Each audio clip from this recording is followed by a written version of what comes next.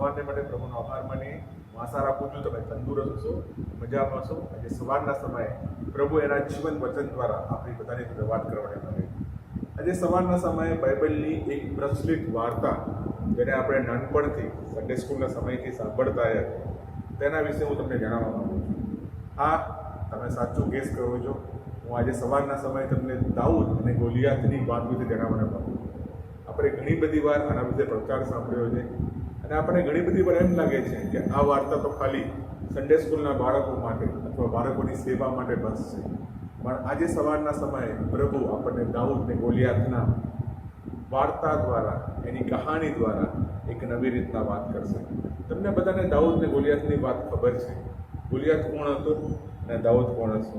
આપણને એની પૃષ્ઠભૂમિ, બેકગ્રાઉન્ડ શું છે આપણને એ પણ ખબર છે. પણ આજે સવારના સમયે એક નવી રીતના આપણે આ વાર્તાને જોઈશું. બાઇબલ કહે છે ગોલિયાત નામનો એક મહાન યોદ્ધા હતો.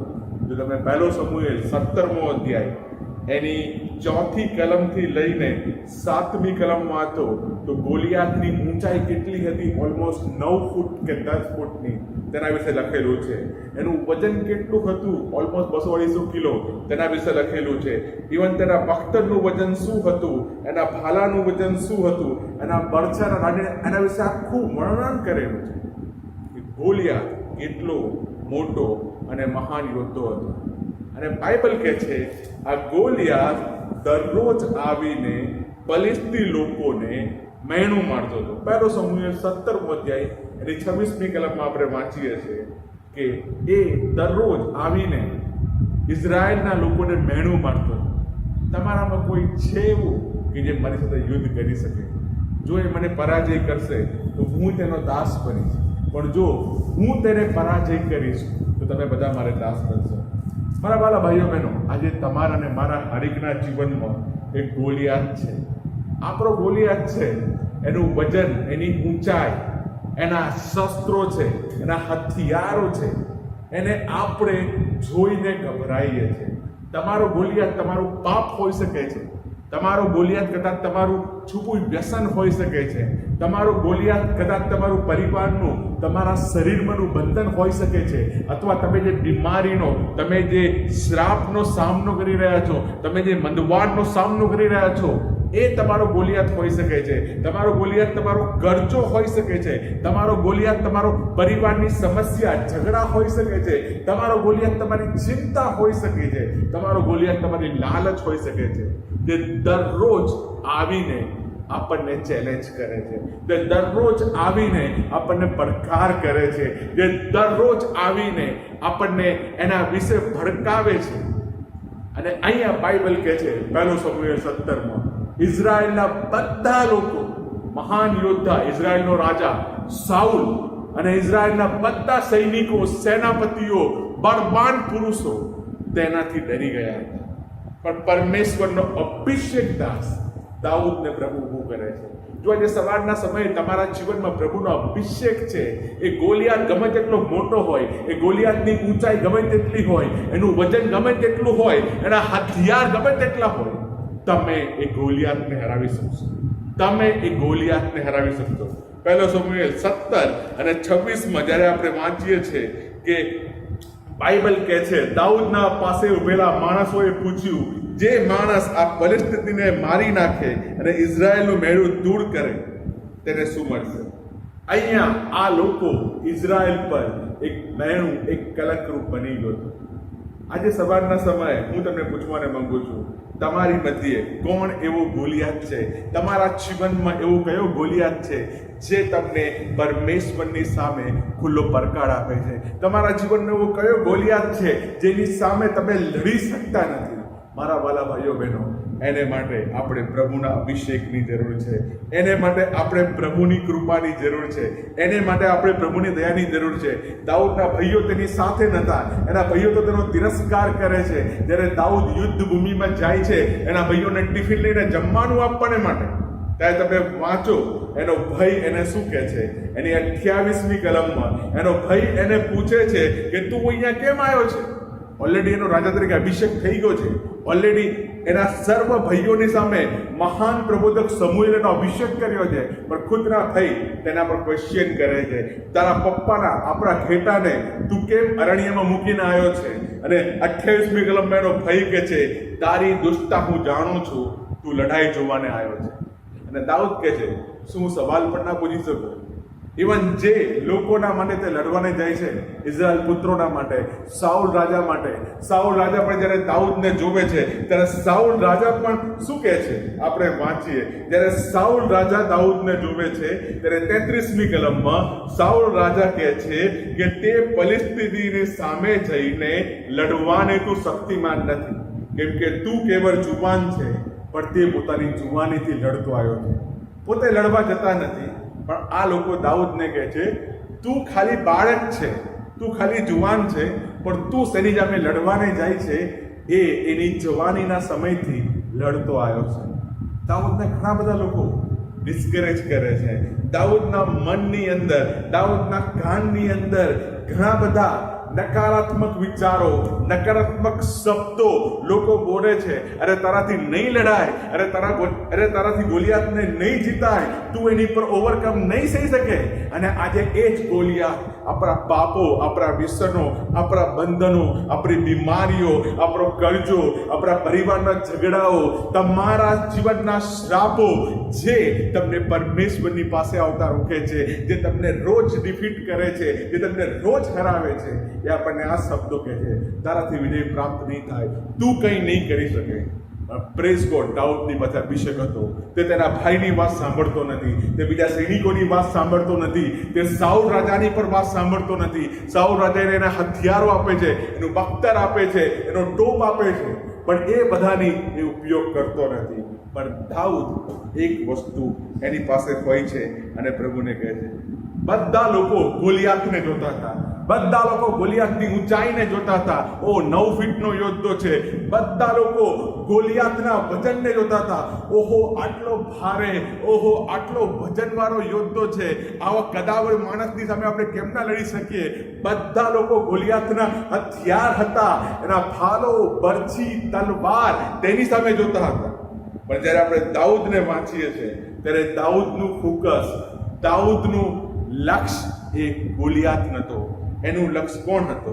પરમેશ્વર હતો. એનું લક્ષ્ય કોણ હતો? પરમેશ્વર હતો.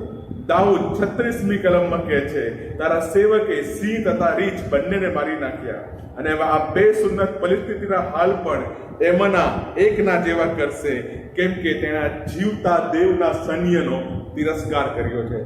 દાઉદ કહે છે, મેં અરણ્યમાં સિંહને અને રીછને માર્યા, કોઈએ જોયું નહીં, પણ હું એવા જ હાલ આ ગોલિયાતના કરીશ. અને જો કોઈ જાણે એ જાણે કે એને જીવતા પરમેશ્વરના સૈન્યનો તિરસ્કાર કર્યો છે.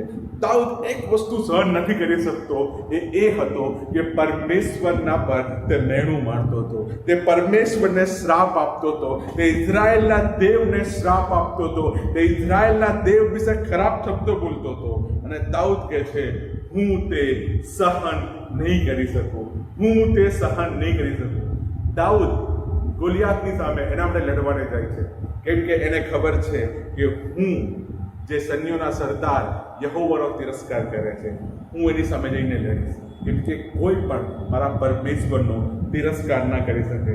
આપણે આગળ જોઈએ છે દાઉદની ગોલિયાતની વાર્તામાં. દાઉદ લોકોના માટે ગોલિયાત એ બહુ મોટો પ્રોબ્લેમ હતો, લોકોના માટે ગોલિયાત એ બહુ મોટી સમસ્યા હતી. પણ જ્યારે દાઉદ ગોલિયાતની સામે લડવાને જાય છે ત્યારે એ શું કહે છે? 45મી કલમમાં જ્યારે એના હાથમાં લાકડી જોવે છે, જ્યારે એના હાથમાં પથ્થર જોવે છે, ત્યારે ગોલિયાત પૂછે છે, શું હું કૂતરો છું, તું મને મારવાને આવ્યો છે? અને 45મી કલમમાં દાઉદ કહે છે, તું તલવાર, ભારો, બરછી લઈને મારી સામે આવે છે, પણ હું સૈન્યોના સરદાર યહોવા ઈશ્વરના નામનો જે તિરસ્કાર કર્યો છે તેની પાસે આવું છું. દાઉદનો ગોલ ક્લિયર છે. તું ઇઝરાયલનો દુશ્મન નથી, તું સાઉલ રાજાનો દુશ્મન નથી, તું મારો પણ દુશ્મન નથી, પણ જે તે સૈન્યોના સરદાર યહોવાનો તિરસ્કાર કર્યો છે, હું તેની સામે આવું છું. મારા વાલા ભાઈઓ બહેનો, આજે શૈતાન આપણા જીવનમાં અલગ અલગ બાબતો લાવીને એ પ્રભુના નામનો તિરસ્કાર કરે છે. શૈતાન આપણને એ જ ઈચ્છે છે કે આપણે નિરાશામાં રહીએ, હતાશામાં રહીએ, દુઃખમાં રહીએ, બીમારીમાં રહીએ, બંધનમાં રહીએ, પાપમાં રહીએ, શ્રાપમાં રહીએ અને એ પરમેશ્વરનો તિરસ્કાર કરે.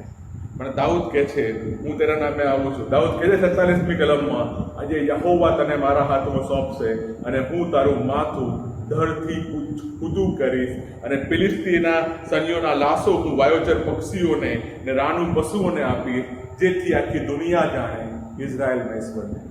દાઉદ એમ કહેતો નથી કે આખી દુનિયા જાણે કે હું કેટલો મહાન યોદ્ધા છું. દાઉદ એમ કહેતો નથી મારા ભાઈઓ જાણે કે જો મને રાજા તરીકે અભિષેક કર્યો છે. દાઉદ એમ કહેતો નથી જેથી આ સાઉલ રાજા જાણે કે હું ઇઝરાયલનો બીજો રાજા છું. પણ દાઉદ એક વસ્તુ કહે છે, જેથી આખી દુનિયા જાણે ઇઝરાયલના ઈશ્વર છે. દાઉદનો ગોલ, દાઉદનું ફોકસ, દાઉદનું ધ્યાન ગોલિયાત હતો નહીં. દાઉદનું ધ્યાન એના ભાઈઓ હતા નહીં, સાઉલ રાજા હતો નહીં, એની પાસે રાજગાદી મુગટ હતો નહીં. પણ એનો ગોલ એક જ હતો કે જેથી દુનિયા જાણે ઇઝરાયલનો ઈશ્વર છે.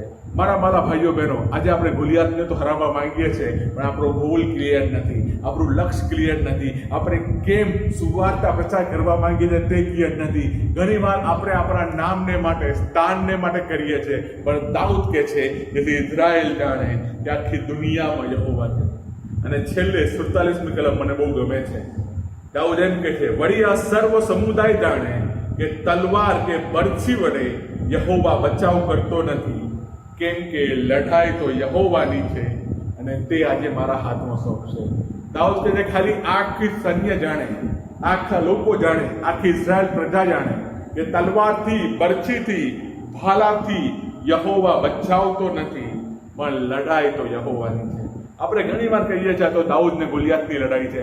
આપણે ઘણીવાર કહીએ છીએ આ તો દાઉદ અને ગોલિયાતની વાર્તા છે. આપણા માટે તો દાઉદ અને ગોલિયાતની વાર્તા છે.